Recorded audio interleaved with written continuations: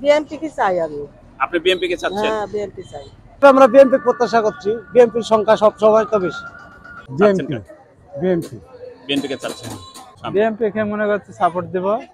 BNP কে? হ্যাঁ Sarkaria BNP.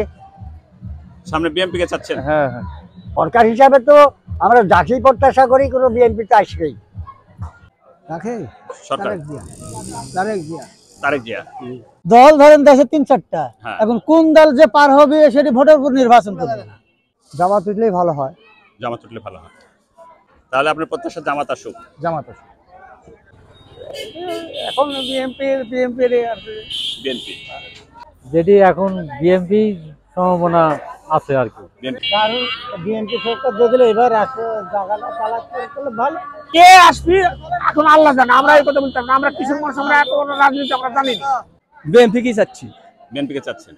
আচ্ছা, দলটা হতে হবে মানে জনগণের কল্যাণে, আর সে ব্যক্তিরা হতে হবে জনগণের সেবা কল্যাণে।